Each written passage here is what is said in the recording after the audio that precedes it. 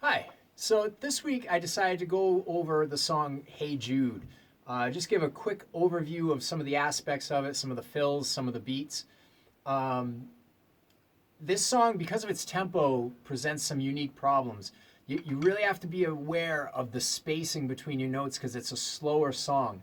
And it builds up in energy as it goes along, so you got to be careful it doesn't build up in tempo too. You got to keep the tempo down and nice and steady even as the energy builds. Um, One of the first fills you're going to come up with is where the drums come into the song. And it has a sort of swing 16th note fill up on the high tom, which I play with a left, right sticking. And then you have some eighth notes into 16th triplets down on the floor tom. So you have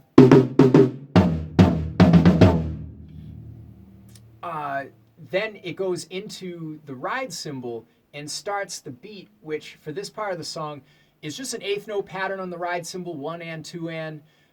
Bass drum is going to be one and three, snare drum two and four. Just a straight pattern.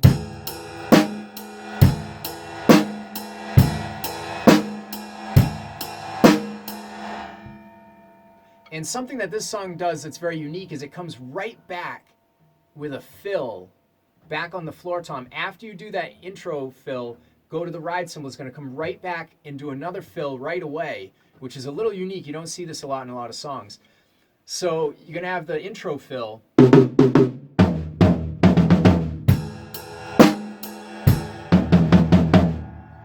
Where you're playing the groove up until beat three, one and two and three. Come down to the floor tom where you have 16th notes and a 4E and.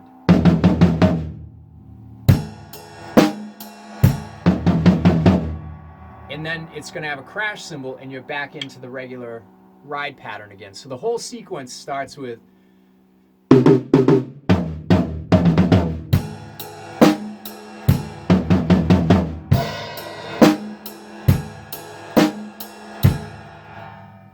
and then you play through the entire verse with that simple ride beat. And at the refrain, that fill comes back again on the floor tom off of beat one. So you have one and a two and crash on beat three, and always crash cymbal, bass drum with it, right? So you have 1, 2, 3, 4, 1. Okay? And there's a little bit of a break there for a vocal line. And when you come back in, you're on the hi-hat now. And the bass drum starts adding. He adds some eighth notes.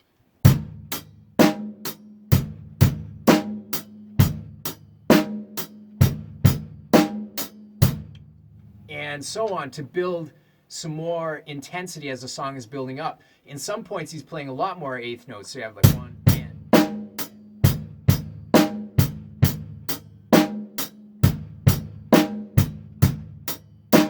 So he starts adding a lot more bass drums to propel the song forward.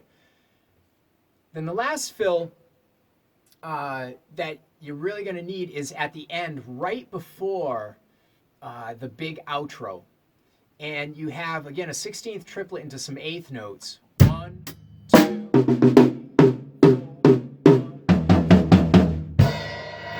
Okay? So you have that triplet into those eighth notes. Da da da da da da da.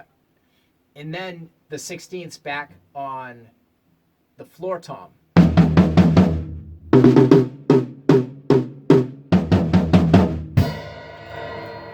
And then you're off into the na na na hey hey, and that goes back to the ride cymbal, and it goes on and on from there. But that's a look at some of the fills. There's a couple others in there, but those are the really needed fills in the song and the patterns, the grooves that propel the verses and refrains in the song.